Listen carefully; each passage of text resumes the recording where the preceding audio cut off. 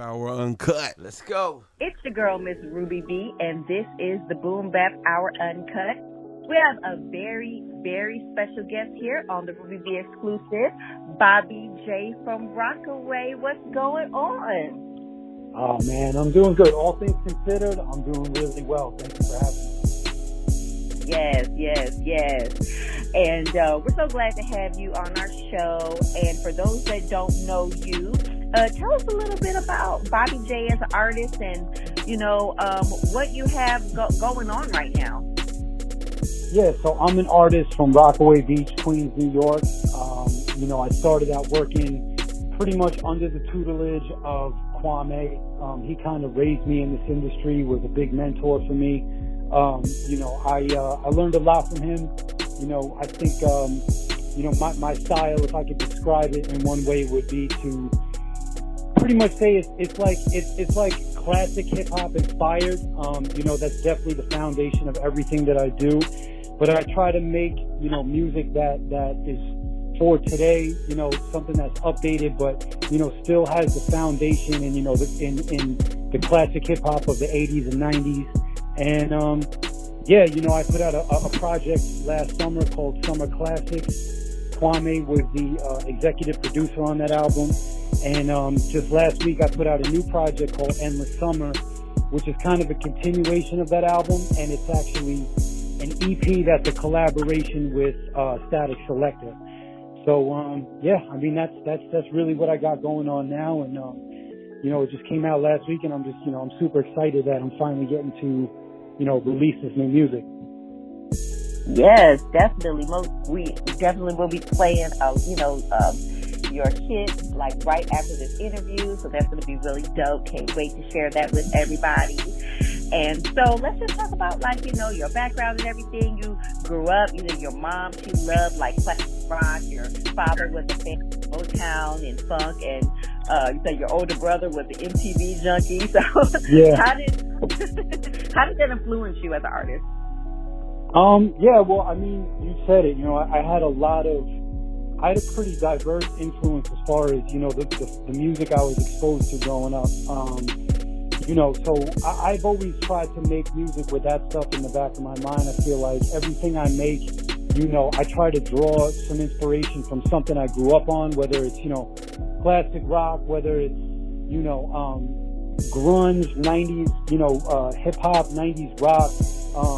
It's just always me, trying to reach back into the past and take something new out of it. Every time I go in the studio and I try to create, like I said, I try to keep the foundation of, what my parents raised me on, what my brother was listening to, and of course, the hip hop that, Kwame put me onto. Because when I first met him, I knew a lot about hip hop, but I didn't know a lot about, the beginnings of it. I didn't know a lot about, the 70s and the early 80s. So I was lucky enough to have a lot of people around me that just gave me a good foundation. So, like I said, whenever I go in and create, I keep that stuff in the back of my mind and I try to draw inspiration from that as much as possible. Right, definitely. All right, now you currently still doing your IG and YouTube series called Breakfast Bars. You still doing that? I still do it from time to time. I definitely have transitioned a little bit since I put out the Summer Classics album. I definitely still put out a lot of content, on IG and on YouTube just to kind of feed the fans.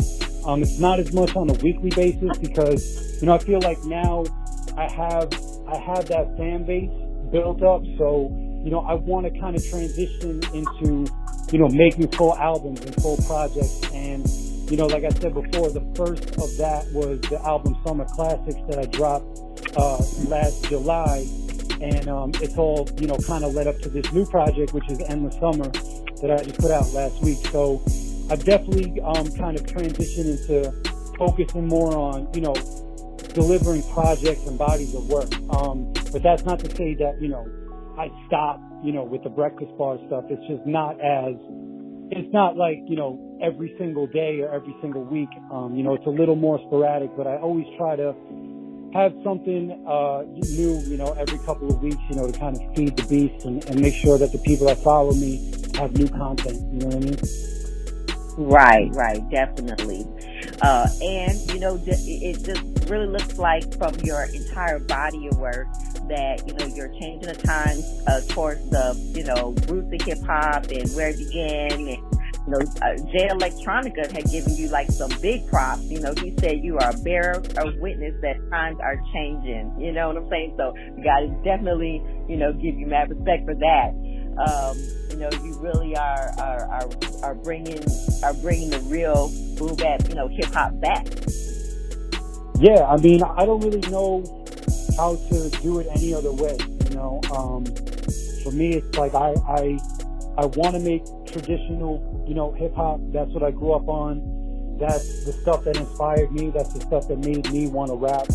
So, I'm just doing what comes naturally to me. You know what I mean? And I just look at it like if there aren't new artists that aren't embracing, that type of sound, or like sample driven East Coast type of hip hop stuff that's rooted in the classics. I just feel like if there aren't new artists embracing that, it's gonna fade away, and I don't want to see that happen.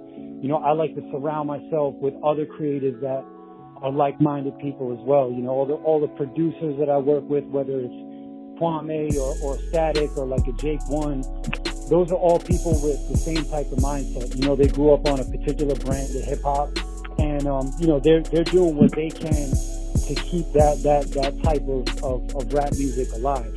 And I just want to play my part in doing that. Definitely. Okay. Now I love to ask this question to everyone that I interview. What does hip hop mean to you, and how has it changed your life? I know that's a loaded question, but wow. Hip hop. What does hip hop mean to me? I mean, to me, hip hop is ultimately about being yourself. You know what I mean? If you look at, rappers in the 80s, you know what I mean? Like, everyone kind of was their own character in a sense. You know what I'm saying? Like, before everything was super commercialized and you had a million rappers, it was like, if you wanted to rap, you had to make a statement and be an individual. Slick Rick wasn't like Big Daddy Kane. Big Daddy Kane wasn't like, KRS-One, who wasn't like Public Enemy, who wasn't like the Beastie Boys or Run DMC. So everyone had to stand out and be an individual. And I think, at its core, that's what hip hop is about. Anytime an artist comes out that's special, that makes the world pay attention, it's usually somebody that's bringing something new to the table, somebody that is 100% being themselves on record. And, that's what I try to be. You know what I mean? I try to use hip hop as a medium to tell my story. I'm not trying to be like anybody else.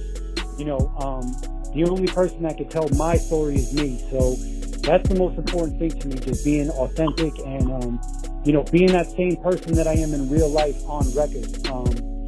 And I mean, rap has changed my life just in the sense of it gives me an outlet. You know what I mean? I don't think, I don't know if I would be such a sane individual if I didn't have the creative outlet of being able to write songs and, get my feelings out there. I'm sure a lot of artists feel the same way, but yeah, I mean that's a hard question off the top of my head. That's how I feel about it. But yeah, hip hop has changed my life in ways that I probably don't even understand. You know what I'm saying? Like, rapping has put me in rooms with people I would have never gotten the chance to rub shoulders with if I went in another direction. You know what I mean? And it opened my mind to just the world in general. I live in a very sheltered place. It just gave me a lot of world experience and allowed me to, I guess, experience diversity and different types of people and different types of cultures at a young age, when a lot of kids that were, coming up in the same neighborhood as me would have never had that opportunity or experience, Right, definitely. And I love hearing, the answers to these questions, and especially because, KRS-One, the Temple of Hip Hop, they definitely put out like Hip Hop Appreciation Week. So that's going to be starting tomorrow to the 24th of 2020. So really, it's celebrating the exact same thing that manifesting your mission, just being original and, just really kind of, every artist, really trying to find, their own contribution to the culture. So, definitely, just love hearing the answers to those questions of how, each artist, would like to, really contribute their most true self to the culture itself. You know what I'm saying? So, Absolutely. Absolutely, yes. So what's next what's going on for Bobby J all of 2020? Like, you got anything coming up? Anybody, you may want to work with in the future, anything like that? Well, like I said, the project with Static Selector is out now. That came out on May 5th. There's actually 3 videos out for it. The first single that we dropped was a song called Where I'm From. The second single was called Autumn Leaves. And then the third single is a song called Swear to God that I did with this kid, Little D. And there's another single coming out within the next 2 weeks called Ungrateful. That's a collaboration with this dude, Highly Supreme, who's incredible. Right now I'm just kind of in project mode promoting that. I have a collaboration coming out on the 25th with a young artist named Joey Bags.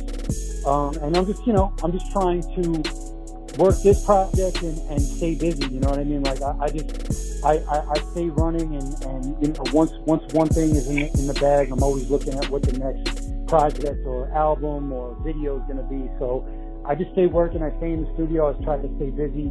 The people that follow me can expect new music. Hopefully, we'll be able to do some shows coming up soon. I mean, that's all up in the air, but, I'm definitely looking forward to getting back out there and getting to interact with fans and hopefully touch a stage or two before the summer's over. Okay. Where can everyone follow Bobby J and find everything Bobby J as far as your music? Social media, website, where can we find it? Yeah, you can find me on Instagram at Bobby J from Rockaway, Twitter at Bobby J Rockaway, Facebook.com/Bobby J from Rockaway, and YouTube.com/Bobby J. Wonderful. Well, Bobby J, we enjoyed having you on the Boom Bap Hour Uncut. Thank you so much for being our guest. Don't go anywhere. Thank you for having me. Yes. As always, you're welcome back anytime. Yes. So don't go anywhere. Keep it locked. It's the Boom Bap Hour Uncut, y'all.